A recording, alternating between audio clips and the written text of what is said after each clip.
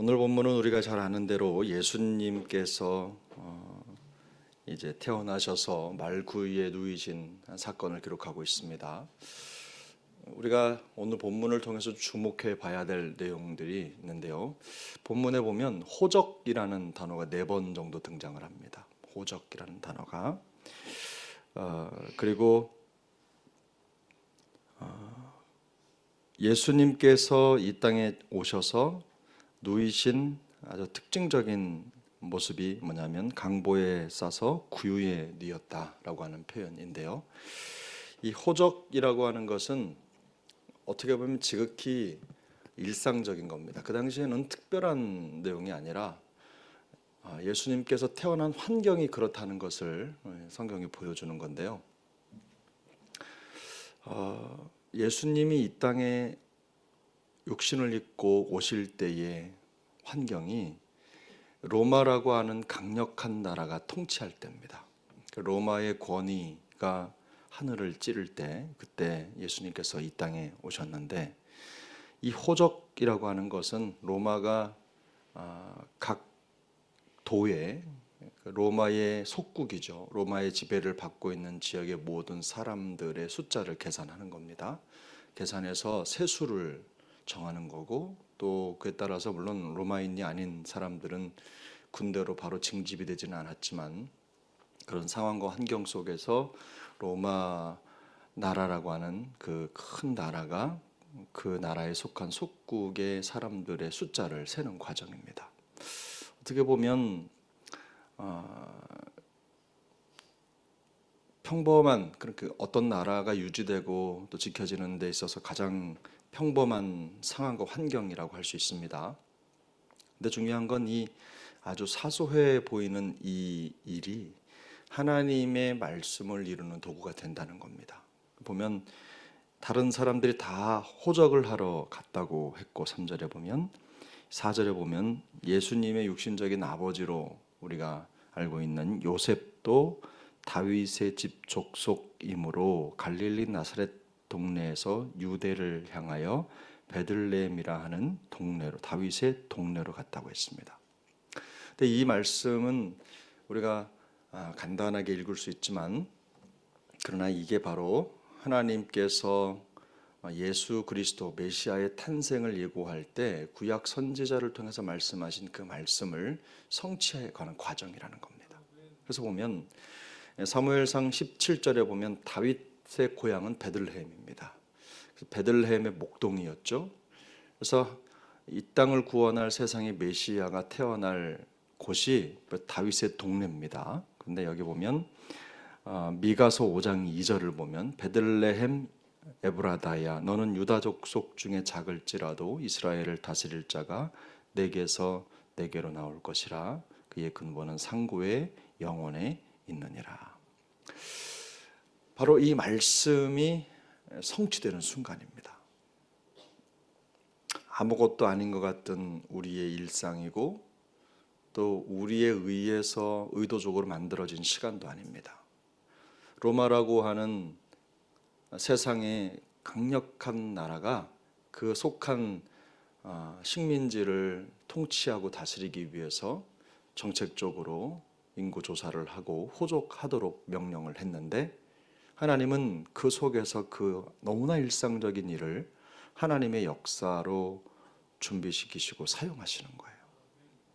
여러분, 저는 이 성경을 읽으면서 그런 생각이 들었습니다. 하나님께서 세상을 통치하시는 방법이 무엇이냐 많이 생각해 보면 여러 가지 일들이 있지만, 하나님은 우리의 일상을 통해 세상을 통치하시고 역사하신다는 겁니다. 믿는 자의 일상은 단순한 일상이 아니라 하나님의 뜻이 이루어지는 놀라운 말씀의 역사라는 것을 우리가 기억할 필요가 있습니다. 그러니까 우리가 살아가는 아주 평범한 일상도 하나님의 섭리 안에 있다는 것을 성경에 보여주는 거죠. 여러분 이거 믿으십니까? 그래서 이런 놀라운 일을 우리가 생각하면서 우리의 일상이 결코 하나님의 역사와 떨어져 있지 않다라는 것을 기억하실 필요가 있습니다. 또 한 가지는 예수님이 이 땅에 태어나서 누우신 말구유입니다. 예수님이 태어나시는 그때 환경이 로마라고 하는 강력한 권력이 지배하고 있던 곳인데, 예수님이 이 땅에 태어나시는 왕으로 태어나시는 그 예언만 하더라도 예수님이 매우 위험한 위기에 처해 있는 거죠. 그런데 거기에 대해서 말구유에 예수님이 누우셨다는 것은 예수님께서 현실적으로도 매우 위험하고 환경이 어려운, 살기 어려운 환경에 태어나셨다는 걸 보여주는 겁니다. 그래서 예수님이 사역을 하시면서 누가복음 9장 58절을 보면 예수께서 이르시되 여우도 굴이 있고 공중에 새도 집이 있으되 인자는 머리 둘 곳이 없다, 이런 말씀을 하셨는데, 이 말씀이 사실은 예수님의 생애 사역 기간 동안 내내 예수님의 모든 일생을 통해서 보여주셨던 말씀이었죠. 내용이었습니다. 한 번도 쉬운 적이 없고 또 매번 어려움의 시간들을 지나가실 수밖에 없었던 것이 예수님의 생애였습니다. 근데 여러분, 우리가 이 예수님의 생애를 통해서, 태어나는 과정을 통해서 우리가 생각해 보면 예수님이 어디 이런 과정에 영광을 받으실 만한 조건이 되겠습니까? 우리의 왕이신 구세주께서 말구 위에 태어나셨다는 것이 어떻게 예수님에게 영광이 되겠습니까? 아무리 생각해 봐도 그게 영광스러운 모습이라고 생각할 수가 없습니다. 그런데 하나님은 예수님을 그 모습으로 이 땅에 보내셔서 영광이 되게 하신 겁니다. 예수님의 탄생 과정부터 생의 모든 여정 자체가, 예수님께서는 머리 들 곳도 없을 만큼 그런 시간의 여정을 지낼 수밖에 없는 상황이었지만, 하나님은 그 모든 예수님의 생애 자체를 하나님의 영광으로 받으신 거예요. 그런 면에서 여러분, 우리 그리스도인들의 생애 마찬가지입니다. 주님은 천국의 방법을 설명하실 때, 이 땅을 다스리는 천국의 방법을 설명하실 때 그런 말씀을 하시죠. 섬기는 자가 되라, 낮아져라, 이런 말씀 많이 하시죠. 누가복음 10장 31절도 보면 그러나 먼저 된 자로서 나중되고 나중된 자로서 먼저 된다라는 말씀도 하셨고, 신약의 기자들은 또 야고보서 4장 6절도 보면 하나님의 은혜를 주시는데 하나님이 교만한 자를 물리치시고 겸손한 자에게 은혜를 주신다 뿐만 아닙니다. 베드로 사도도 5장 5절에서 보면 베드로전서 그런 말을 했어요. 다 서로 겸손으로 허리를 동이라. 하나님은 교만한 자를 대적하시되 겸손한 자들에게는 은혜를 주신다. 이게 천국의 백성들이 세상에 영향력을 드러내는 방법이라는 겁니다. 그 예수님의 생애 전체가 사실은 세상의 방법과는 다른 방법으로 이 땅에 오셔서 하나님의 뜻을 이루어가는데 쓰임을 받으셨죠. 우리 성도의 삶도 이와 같다고 저는 생각합니다. 어떻게 보면 흠모할 것 없어 보이는 인생이고 어디 내세울 것 없어 보이는 삶의 여정이고 평범한 일상이지만 하나님은 그 일상 속에 함께 하신다.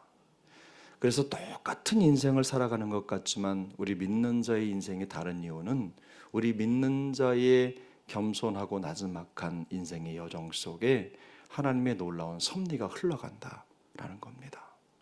이 사실이 있기 때문에 우리는 우리의 삶의 여정에 어려운 일이 있어도 또 힘든 일이 있어도 너끈히 이길 수 있는 이유가 되는 줄로 믿습니다. 오늘의 삶의 여정도 우리 주님께서 그렇게 인도해 가실 줄로 믿습니다. 우리의 삶이 그저 아무것도 없어 보이는 일상이고 남들이 볼 때는 다른 사람보다 조금 못한 것 같은 삶의 여정이 될지라도 하나님은 우리와 함께 계시고 우리의 일상이 거룩한 성도의 일상이라는 것을 인정해 주실 줄로 믿습니다. 그 일상, 성도의 일상을 살아갈 때 하나님은 우리 일상을 사용하셔서 하나님의 놀라운 역사를, 구원 역사를, 섭리를 이루어 가실 줄로 믿습니다. 오늘도 그런 믿음의 역사, 또 하나님께서 함께 하시고 동행하는 역사 이루어 갈 수 있기를 예수님의 이름으로 축복합니다.